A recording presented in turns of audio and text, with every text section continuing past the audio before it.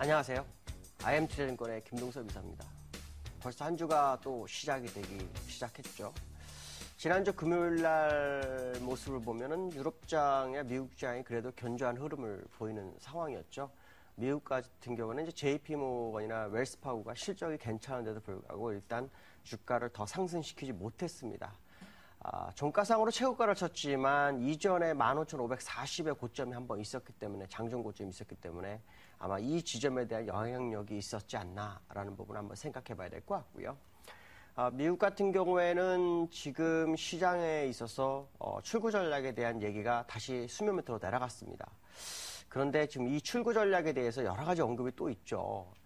골드만삭스의 데이비드 코스틴이라는 그 미국 주식 전략가 같은 경우에는 그 양적 완화 축소가 되면은 주가가 빠질 것이다라는 기대치가 다를 것이다라는 얘기를 하고 있습니다. 무슨 말이냐면 출구 전략이 축소가 되더라도 양적 완화 상관없이 주가는 계속해서 상승할 것이다라는 얘기를 합니다. 그래서 2015년까지 매년 1%대 후반 상승을 할 것이다라고 얘기를 하는데 그렇게 따지면은 거의 뭐 18,000 이상 간다라는 얘기인데 어쨌든 시장에서는 채권 금리보다는 오히려 주식시장에 투자를 하라라는 경고가 굉장히 많이 나오고 있습니다. 그 얘기는 향후 주식시장이 상당히 괜찮을 수 있지 않을까라는 생각을 해봐야 될 것 같고요. 그 다음에 이제 그 유럽에서 지금 그 여러 가지 문제가 터지고 있죠. 이탈리아 신용등급이 강등됐었고요. 그 다음에 지난주 금요일 날은, 피치가 그 프랑스 신용등급을 트리플 A에서 더블 A 플러스로 낮추는 상황이 발생했는데, S&P와 무디스는 벌써 낮춘 상태에서 피치만 유럽계에 있다 보니까 버텨주는 전략을 구사하고 있다가, 이번엔 낮췄습니다. 근데 이제 이런 것들을 가지고 우리가 생각할 수 있는 것이 도대체 뭘까라고 생각한다면, 돌아오는 그 22 통화정책회의에 뭔가 변화가 일어날 수도 있겠다라는 생각을 해봐야 될 것 같습니다. 항상 22 통화정책이 이루어지기 전에 이러한 어떤 문제들이 발생하게 되면 경기부양 카드를 끄집어내는 경우가 굉장히 많았다는 것은 돌아온 22가 시장에는 중요한 카드를 끄집어내는 아주 중요한 시점이 되지 않겠느냐라는 부분이고요. 일각에서는 지난번에 마리오 드라기 총재가 강력하게 저금리를 유지하는 것에 대해서 얘기를 했지만 실제로 양적 완화 축소가 되면 그러한 발언 가지고는 절대 이 금리 상승, 국채 상승에 대해서 막을 수 없다라는 얘기를 하고 있죠. 그 얘기는 무슨 말이냐면 새로운 경기부양이 필요한 상황이라는 것을 누구나 다 인식하고 있다라는 부분이기 때문에 피치가 프랑스 신용도가 강등한 것은 어쩌면 미리 알려주는 시그널일 수 있다라는 생각을 한번 해봐야 되지 않을까 이렇게 판단하고 있고요. 그 다음에 이제 중국에 대해서 말씀을 드리죠. 중국이 지금 2분기 GDP 성장률이 아마 오늘 제가 발표되는 걸로 알고 있는데 시장에서는 한 7.5 정도 예상을 하고죠.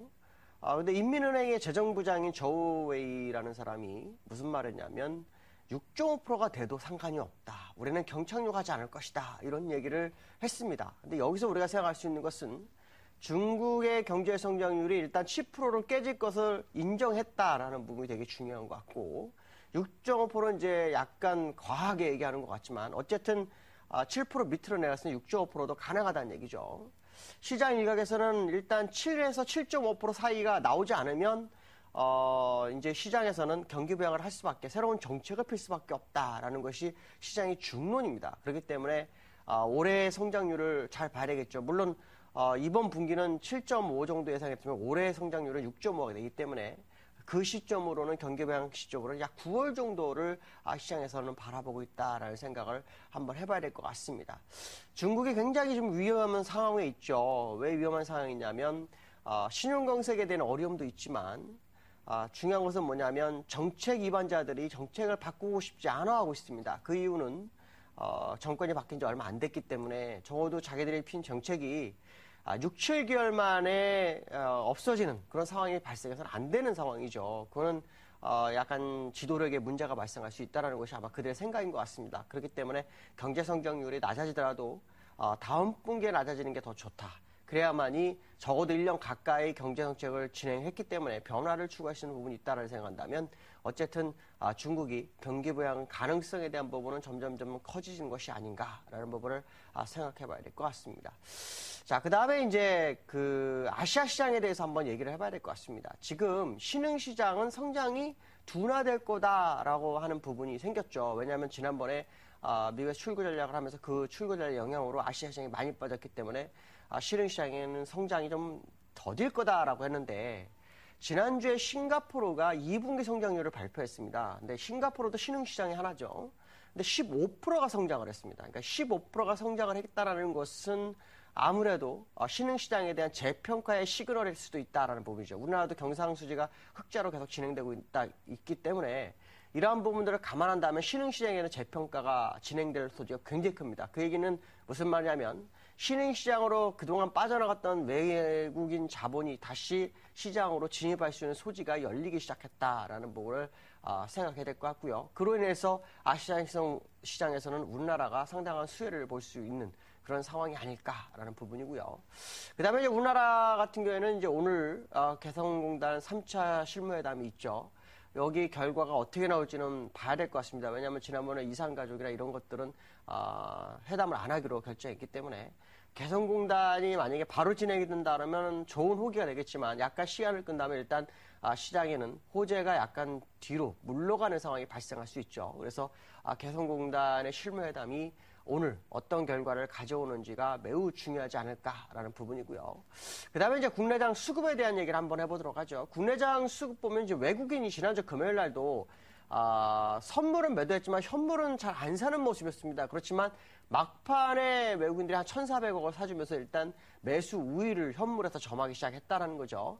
그렇다면 지금 선물에서 매수만 좀 더 강해진다면 외국인들의 매수세는 좀 더 커질 수 있다는 생각을 해야 될 것 같습니다. 특히 외국인들은 항상 프로그램을 동료로 해서 움직이죠. 무슨 말이냐면 주가가 내려갈 때는 현물을 팔면서 프로그램 매도를 유발하고 주가가 상승할 때는 현물을 사면서 프로그램 매수를 유발했기 때문에 지금 프로그램 매수가 지난주 금요일은 안 들어왔습니다. 그런데 오늘 이후로 프로그램 매수가 재차 시장을 진입하는지가 시장에 매우 중요한 관건이다라는 부분입니다. 이것은 주가가 한 번 더 업그레이드 되느냐 안 되느냐에 대한 부분이기 때문에 이 수급에 대해서 아마 관심을 좀 가지시면서 접근하는 것이 좋지 않을까 이렇게 판단하고 있습니다. 자, 기술적 분석을 한번 해보도록 하죠. 미국 차트의 모습을 보시면 지난번 고점이 여기 2번 있었죠. 이 2번 있은 후에 이번에 또 올라왔습니다. 이번에 차이점이 있다면 윗꼬리가 있었고 지금 몸통을 메웠기 때문에 돌파 가능성이 굉장히 높죠. 그러나 금요일 같은 경우에는 일단 고점 부분에 대한 저항 정도로 받아들이면서 십자 도제가 형성이 됐지만 아마 추가적으로 돌파 가능성이 굉장히 높죠.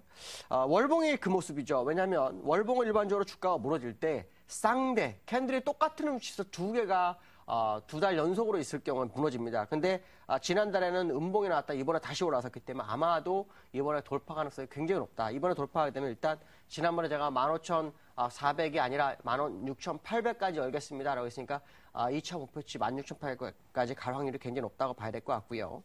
그 다음에 영국 차트인데요. 영국 차트 지금 보시면 양운을 뚫으려고 하는 모습이 있습니다.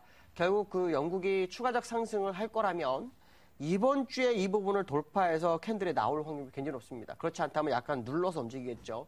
어쨌든 이번 주가 영국은 지난번 고점을 벗어날 수 있는 아주 중요한 계기가 되지 않겠느냐. 그러나 영국의 중앙은행 총리 마크 카니의 의지가 있기 때문에 그것을 시장에 반영한다면 추가적 상승에 대한 부분을 생각할 가능성이 있고요. 그 다음에 중국입니다. 중국은 지난주 금요일에 약간 밀렸죠. 왜 그러냐면 리커창이 우리는 경기 부양 안 하겠다 뭐 이런 식으로 얘기해서 약간 밀렸는데 경제 성장률을 보면 아마 분위기가 좀 바뀔 것이다 라는 생각을 해봐야 될 것 같고요. 국내장 금요일 건 업데이트 안 되는데 목요일 모습이 아주 좋은 상황이죠. 이 상황을 본다면 일단 60일선까지는 무난히 가지 않겠느냐라는 생각을 해봐야 될 것 같습니다. 자, 한 주의 시작입니다. 즐거운 하루 되시고 승리한 하루 되시기 바라겠습니다. 여기까지 하겠습니다. 감사합니다.